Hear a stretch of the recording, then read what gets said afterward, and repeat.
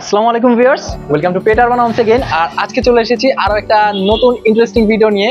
তো আজকের ভিডিওতে আমরা আপনাদের দেখাবো কিভাবে আমরা ক্লায়েন্টের অর্ডারগুলো বা প্লান্টের ট্যাঙ্কের অর্ডারগুলো কিভাবে আমরা মেক করি বা কিরকম কি ম্যাটেরিয়ালস দিয়ে মেক করি বা কি প্রসেসে আমাদের প্লান্টের ট্যাঙ্কগুলো তৈরি হয়। তো ওভারঅল একটা ডিটেইলিং ভিডিও আজকে কিন্তু আমি আপনাদেরকে দেখিয়ে দিব। তো তার আগে বলে রাখি, অবশ্যই কিন্তু আমাদের ফেসবুক পেজ পেট আরবান ফলো করে রাখবেন, যাতে এরকম ইন্টারেস্টিং ভিডিও সবসময় পেয়ে থাকেন আপনারা। এবং পেজে কিন্তু আমরা সবসময় কেয়ার গাইড থেকে শুরু করে আপনার প্লান্টের ট্যাঙ্কের কেয়ার গাইড বা ওভারঅল আদার্স যে কেয়ার গাইডগুলো এগুলো কিন্তু আমরা দিয়ে থাকি। তো অবশ্যই আমাদের ফেসবুক পেজ ফলো করে রাখবেন ফর মোর ডিটেলস, আর আমাদের ইউটিউব চ্যানেল পেট আরবানকে সাবস্ক্রাইব করে রাখবেন। তো আজকে আমরা যেটা দেখাবো আপনাদের সেটা হচ্ছে কিভাবে আমরা একটা 12 ইঞ্চ আমাদের ক্লায়েন্টের অর্ডার ওয়াইজ একটা ফুল ক্রিস্টাল 12 ইঞ্চ ট্যাঙ্ক আমরা কিন্তু আজকে মেক করতে যাচ্ছি।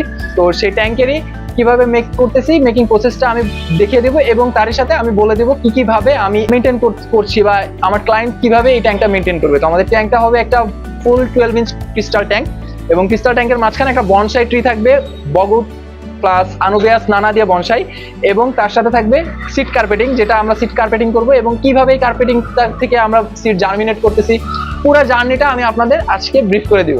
তো কথা না বাড়িয়ে চলে যাচ্ছে ব্যাক ক্যামেরায়, সাথে থাকুন এবং এনজয় করুন আমাদের ভিডিও।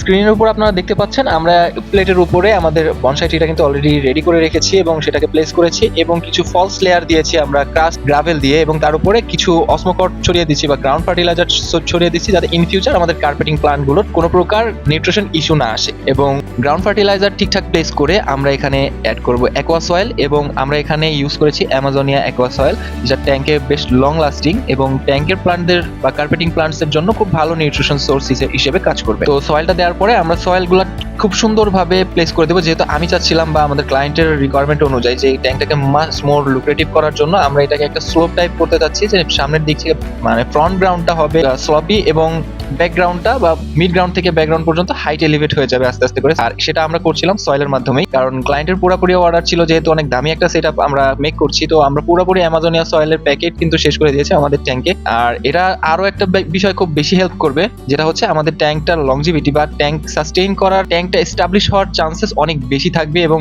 খুব ভালোভাবে এস্টাবলিশ হয়ে যাবে, যেহেতু নিউট্রিশন সোর্স অনেক বেশি আমাদের ট্যাঙ্কের ভিতর। তো সয়েলের লেয়ারিং শেষে আমরা কিন্তু পুরোপুরি ভালোভাবে স্প্রে করে দেবো আমাদের সয়েলগুলোর উপরে একবারের জন্য, যাতে সয়েলগুলো সব ঠিকঠাক ভাবে প্লেস হয়ে যায়। এরকম কার্পেটিং টাইপ সেটআপগুলো সেটআপ করার সময় অবশ্যই একটা বিষয় মাথায় রাখতে হবে, যে আমাদের সেটআপের ফিউচার লুকটা কেমন আসবে। তো আমরা বর্তমান লুকটা দেখিয়ে দিচ্ছি, যে আমাদের ট্যাঙ্কটা কিন্তু এখন এই মুহূর্তে ঠিক এরকম একটা লুকে আছে, দেখতে পাচ্ছেন dragon rock with anubias bonsai আর নিচে ব্ল্যাক। তো যেহেতু সবকিছু ঠিকঠাক আছে, তো উইদাউট এনি হেজিটেশন আমরা চলে যাচ্ছি সিড কার্পেটিং এর পর্বে। তো এখন কিন্তু আমরা সিড নিয়ে নিয়েছি এবং আমাদের সিডগুলা ম্যাক্সিমাম 100% জার্মিনেশন রেট থাকে। তো সেক্ষেত্রে আমাদের কার্পেটিং এ কোনো ইস্যু আসে না। দ্যাটস ওয়াই পেট আরবান কার্পেটিং এতটা স্পেশাল হয় বা এত সুন্দর হয় আপনারা বলতে পারেন। আর দেখতে পাচ্ছেন আমরা কিন্তু সেটাতে আপাতত X7 লাইট প্লান্টেড লাইটটা ইউজ করছি, এবং ইন ফিউচার এটাতে যখন পানি দেওয়া হবে বা ওয়াটার অ্যাড করা হবে তখন আমরা এটাতে সোবর হপ ফিল্টার ইউজ করব।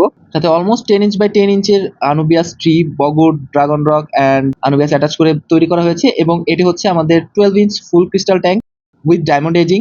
দেখতে পাচ্ছেন আপনারা, প্লান্টেড ট্যাঙ্ক মানে ক্রিস্টাল ট্যাঙ্কের ট্যাঙ্ক হতে হবে আমি যতটুকু মনে করি, যাতে আপনার সেটআপের ফুল 100% লুকটা আপনি এনজয় করতে পারেন। 100% ভিউ এনজয় করতে গেলে অবশ্যই কিন্তু আপনার একটা ক্রিস্টাল ট্যাঙ্কের প্লান্টেড ট্যাঙ্ক থাকা উচিত। তো যেহেতু আমরা এখন সিড কার্পেটিং করবো, এজন্য আমি আমাদের সাবস্ট্রেটটা পুরোপুরি স্প্রে করে ভিজিয়ে নিচ্ছি। এটা কিন্তু জাস্ট ক্লিন ওয়াটার দিয়ে আমি স্প্রে করছি, যাতে আমাদের সিডগুলা কার্পেটিং এর সময় আমাদের সিডগুলো ছড়াতে কোনো প্রকার ইস্যু না আসে। এবং এর মাঝখান থেকে আমাদের যতটুকু মনে হচ্ছিল যে যেসব জায়গায় সয়েল উঁচু নিচে এখনো আছে, সেসব জায়গায় আমি আবারও একটু করে সয়েল দিয়ে দিচ্ছিলাম, এক্সট্রা সয়েল। তো এখন সিড কার্পেটিং এর পালা। দেখতে পাচ্ছেন কত সুন্দরভাবে আমরা সিড কার্পেটিং করছি। তো এভাবে জাস্ট আমরা সিডগুলা হাতের তালুতে নিয়ে আমরা জাস্ট ছড়িয়ে দেই আমাদের সাবস্ট্রেটের উপরে। যদিও এটা অনেকটা প্রিসিশনের ব্যাপার আছে, এখানে প্রচুর প্রিসাইজলি আপনার সিডগুলা কার্পেট করতে হয় বা সিডগুলা ছড়াতে হয় সেটআপের উপরে। এবং একই সাথে আমাদের লক্ষ্য রাখতে হবে যে কোথাও যেন সিট কম বেশি না হয়ে যায়, যাতে ইন ফিউচার আমাদের সিটগুলো জার্মিনেট করার পরে সেটআপের মধ্যে কোনো প্রকার কেওয়াটিক লুক না চলে আসে, কোথাও কম কোথাও বেশি এরকম কোনো লুক না চলে আসে।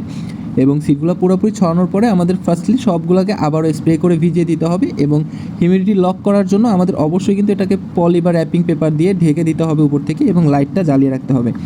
তো এরপরে আমাদের সেটআপের বাকি পার্টগুলো আমি আস্তে আস্তে করে আমাদের পেজে আপলোড করা শুরু করব।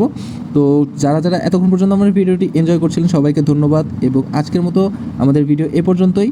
বাকি আপডেট পেতে সঙ্গে থাকুন, সুস্থ থাকুন, ধন্যবাদ।